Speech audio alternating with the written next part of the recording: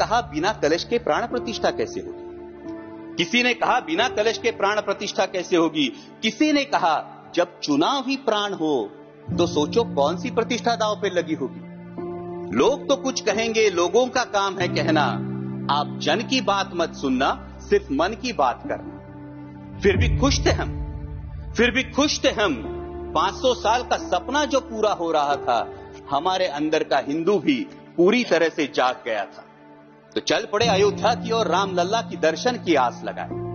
चल पड़े अयोध्या की ओर, राम लल्ला के दर्शन की आस लगाए।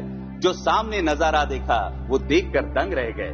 वो 3 मंजिले, 400 खंबे, 32 सीढ़ियां, जय श्री राम का नारा लगाते हुए हम सीढ़ियां चढ़ने लगे। राम लल्ला से क्या गुहार लगाए ये सोचने लगे।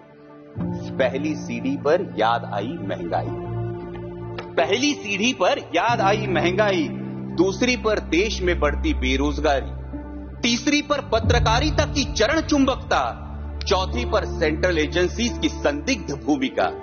हर सीढ़ी पर कुछ न कुछ याद आ रहा था, हर सीढ़ी पर कुछ न कुछ याद आ रहा था।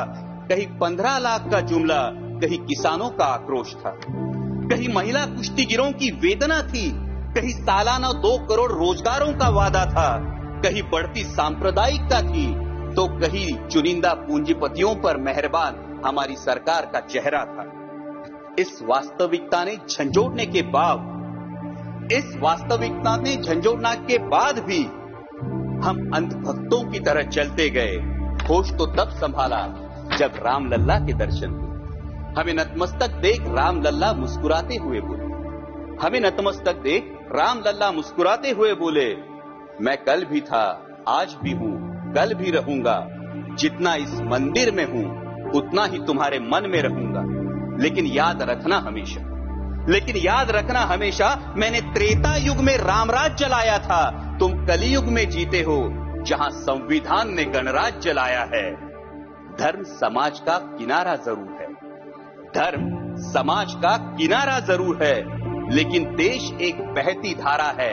किनारे को धारा के बीच में लाया तो प्रवाह अड़ जाता है, प्रगति के पथ से हट जाता है।